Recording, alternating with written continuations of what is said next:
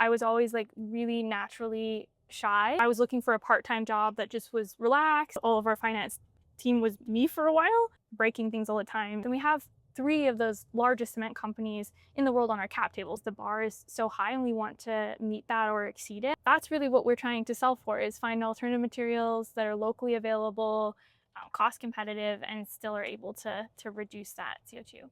Welcome to Season 7 of Between Meetings. I'm your host, Marian Duncan. In today's episode, I'm joined by Madison Savilow from Carbon Upcycling. From studying sociology and accounting at the University of Calgary to helping build one of Canada's leading climate tech companies, Madison has been part of Carbon Upcycling's journey from a small startup to an industrial-scale innovator. We talk about scaling climate tech, working with the cement and concrete industry, Calgary's growing role in carbon innovation, and the challenges of turning promising technology into real-world infrastructure. Madison, thank you so much for joining Between Meetings. Welcome to the show, and I'm really excited about this conversation. Yeah, thanks so much for having me. Let's kick off with your background a little bit. So I know that you did sociology and accounting, and then you moved into the climate tech, right? That not very obvious transition. It's not an obvious transition. So I joined Carbon Upcycling when I was in my last year of university. I was taking accounting and sociology at the University of Calgary, and I was looking for a part-time job that just was relaxed and laid back. So I had a really heavy course load, and then I joined a startup, which was nothing like that. I ended up working like 40-hour weeks in my last semester of school, and I was so hooked because it was not just a startup, it was really building and shaping a new industry, which was carbon capture and utilization. And that doesn't come around very often. So I very quickly kind of joined the team and joined full time as soon as I was done with my degree. And then, yeah, I guess I did a little bit of accounting for us because I did our financing, or like all of our finance team was me for a while. And then we've slowly grown past that, and I've moved away from accounting. Interesting. So what's something from that sociology learnings that you had still helps you today to build the relationship with industry partners? Yeah, for sure. So the sociology one is interesting. I think it more so just gives you a framework in which to think and stay open-minded about other people's perspectives and backgrounds, and that's been really unique. I also think too, from a marketing perspective, obviously sociology has a really neat tie, so that's been pretty helpful. And then I know we're working in a pretty conservative sector right now, like it's cement and concrete. So being able to take in the perspective of the cement and concrete sector from a sociological lens and then apply that to marketing new and novel materials from them and understanding what needs they have and how they're viewing these new materials, I think has been really, really helpful. So indirectly helpful, but I think just like general kind of capacity to think through those problems is what I've gotten from the sociology degree. For those who don't know much about the carbon upcycling, what problem are you solving and why it matters now? Yeah, so we initially started the company and more so to change CO2 from a liability to a resource. And it was through a carbon capture and utilization platform that we had developed, and we've since kind of grown and morphed what that means, mostly in the sectors that we apply it. So right now, our big focus is creating supplementary cementitious materials, or SCMs, which is a product category, meaning that we are finding alternatives to cement production in the concrete sector. So concrete itself is 8% of global emissions, which, I mean, as a singular number seems like a small number, but that's 3 times the amount of CO2 emissions than the aviation sector alone. So it's a really, really massive problem, and you can't decarbonize it or reduce emissions without finding alternative materials altogether, just because cement is producing so many CO2 emissions just from the actual process itself in heating up limestone. So that's really what we're trying to solve for, is find alternative materials that are locally available, cost competitive, and still are able to reduce that CO2.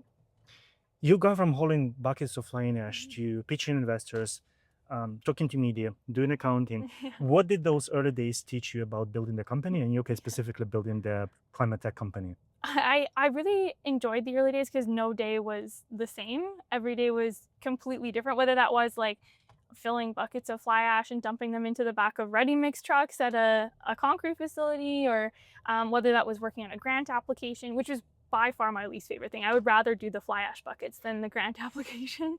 Um, but I think for me, it was just learning really how to be resourceful with such a lean team. I was hire 5, so we had pretty much no one. Like we were a really tiny team, and being resourceful with what we had available to us, and being able to pull on a network of people and build an ecosystem and support system around us so that we could be successful, I think was the biggest thing. And then I would say also just not being afraid to jump outside of my comfort zone. I was always like really naturally shy. And so I think that was something that I really worked on. And now I am able to give pitches to investors or stand on a stage. And so I think that's something that I also really enjoyed and started learning about, just startups in general, but specifically being mission driven within climate tech. It's interesting. It's hard to say that you're shy. Yeah. You did a great job then I just transforming that. think I still get uncomfortable with it sometimes, but I've had people come up to me actually from like even from high school or like earlier school years and be like, I can't believe you're standing on stages and stuff. I'm like, yeah, I never would have thought that would be me either because I was shy, but yeah, it's been great. That's amazing. Lots of climate tech companies, right? They actually struggle to go through from pilot to industry scale. So what was the hardest scaling moment for you personally? Oh man, there's so many. So I think one thing that we did, which was kind of unique compared to other startups and even other climate tech companies, is we got to a commercial demonstration scale. So we had a carbon capture utilization unit that was producing material and selling it before we had gone for VC funding. So we had never done a financing round and it was all grant funded. And so that means a couple of things. Like obviously you weren't diluted, which is nice, and you have a bit more control, but you also don't necessarily have as many resources or even the expertise that a really well-aligned VC can offer.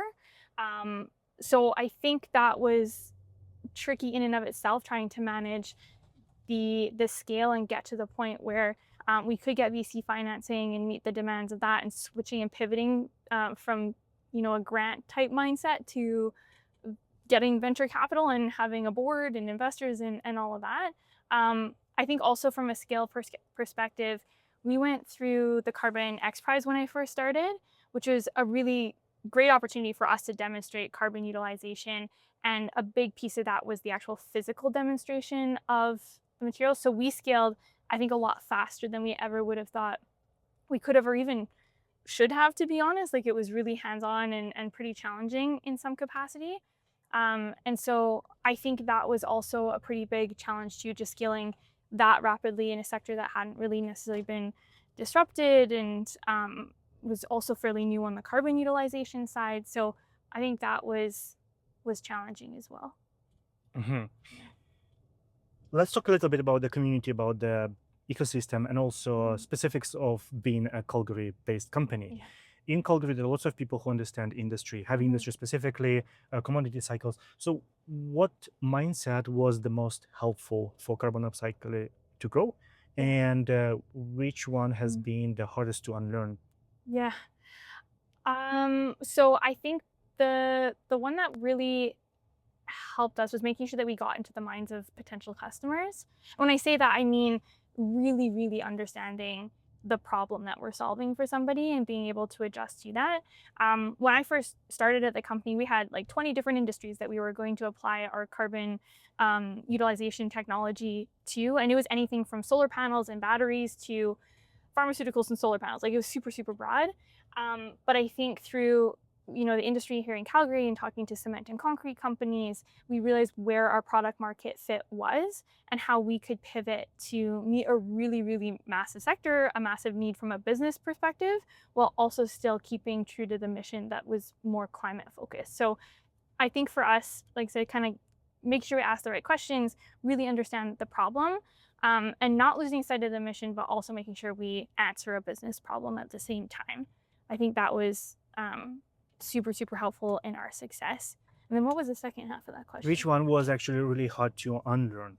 I think actually it's something that we've gone through recently. So obviously being a startup, you have different growth stages and you morph and change as an organization, not just your product lines or your scale.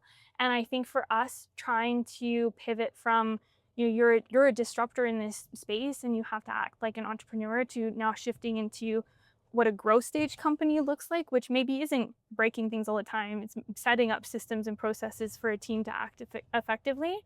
I think that one's way harder to unlearn than I thought it would be. Like I thought it would be a nice change to get into that, but then sometimes you just feel constrained by all these expectations of what that organization at a growth stage is supposed to be like, rather than just being able to trial and error everything, which is what you do in the early days.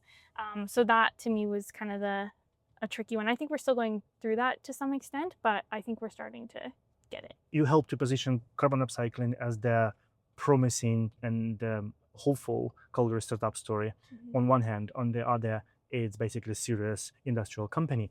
So with those two narratives, which one opens more doors and which one creates a little bit more pressure and unrealistic expectations? Yeah, I would definitely, in terms of unrealistic expectations or which one adds more pressure, I would say kind of being meeting the industrial demand and that of cement and concrete companies, because a lot of these giants that we play with, and we have three of those largest cement companies in the world on our cap table, so they're expecting us to succeed from an investor standpoint, but then also from a project partner perspective. And so that's always going to be challenging because the bar is so high and we want to meet that or exceed it, and that's what we strive for. But I think also the ecosystem and being this promising Calgary startup, I think has really given us the roots to succeed here. Like we do have a really good foundation. We're actually still based at the Alberta Carbon Conversion Technology Center, which is one of the largest operating test facilities for carbon utilization in the world, and in particular in North America. And so being able to leverage those resources and the grants and even just advisors within Calgary that have really great industrial background, even if it's not cement and concrete, maybe it's energy sector or whatever that may be. I think that support that we've gotten from this ecosystem around us has been amazing. It's been incredible. Calgary, keep talking about the ecosystem here, right? So if Calgary wants to position itself as the hub for climate tech, climate innovation, or carbon management, so what are the things that you think that still needs to be improved, addressed, tackled? I think, we're starting to get more and more of a buzz around Calgary being a bit of, I wouldn't say necessarily like maybe a tech hub, but like broader than that, like for entrepreneurship and starting energy-based companies or climate tech even, or, health tech. There's a few companies here that are doing health tech. I think we have a lot of really great support for the early stage company, which is awesome. There's obviously we have Platform Calgary and we have all the resources that are kind of attached to that ecosystem. But I think as a startup or as a growth stage company, you hit many valleys of death, as we call them. So opportunities for your company to die. And I think there's a couple valleys of death that are maybe in kind of the more growth stage that could be better supported with different types of financing or different types of grants or support from government. And in particular, I think that's when you see companies get into what we're calling first of a kind. So any sort of first rendition of a commercially available like unit or demonstration of things like that are a little bit riskier, but they're too far along for those early stage ecosystem plays and support systems. I think that's where maybe that gap is, and that Calgary could really succeed, especially because we have the starts of such great companies that are starting to get into that growth phase. Interesting. And if you can just build on top of it and just elaborate a little bit more on their financing side of things, right? I know that lots of companies are just whenever they start scaling, they cannot secure a next round, right? And that's why they have to look somewhere else. So I think there's a couple different types of financing. Obviously, like you have your big grants and you got smaller grants for earlier stage, and then you have venture capital and industrial, or like I guess corporate VCs kind of a side of things. I think where there starts to be a gap is like if you've done a fundraise already and now you have a project that maybe it's even at FID and it's starting to push forward, but it's still a little bit maybe has some risk characteristics that a more conservative industry doesn't like it, or they want to see it proven out. So it's hard to adopt and get, say, debt financing or project financing. The equity component to get that project stood up is very, very expensive for a startup because they have to put all of their own money into that. And so that's kind of what I'm referring to. Like if there's mechanisms for project financing or even outside of just the financing component, like advanced market commitments, so willingness to offtake product from from a future project really shows that the entire value chain is aligned and will adopt that type of technology, that can expedite the financing. So I think there's a role for all of these different stakeholders to get involved in expediting growth stage companies. And a lot of it, of course, does fall into financing, but there's other support as well. If we record this interview again in 5 years, what would need to happen that you actually can say we made it? Oh man, like every cement company has our material produced at it. I know there's lots of cement companies worldwide. That would never happen in 5 years. But for us, I think if we can have, uh, let's say even 10 to 15 really solid full scale projects that have our technology attached to it, and we plug right into the cement facility. So that's what we're looking for, is opportunities to scale with cement partners. I would say from the demand side perspective that you're seeing low carbon concrete and low carbon materials, just broadly speaking, specified for large infrastructure. Data center demand, obviously that's a big hot topic right now, but beyond the energy mix, you have demand for materials to actually construct this infrastructure. If there's more of a push towards that, having specification for low carbon materials, I think that'll be a huge success in 5 years. And then from a financing perspective, I mean, we're obviously now in that world of VC and going for additional fundraising as we need it. So, I mean, I assume in a 5 year period, there'd be a couple financing rounds that we'd have to do. And if we're successful with those, with really great partners and great VCs that want to come into that, I think we would consider ourselves successful. So I wish best of luck on the journey, and thank you so much for this conversation. I really appreciate all your insights, and I look forward to the next one. Yeah, thank you so much. I appreciate it.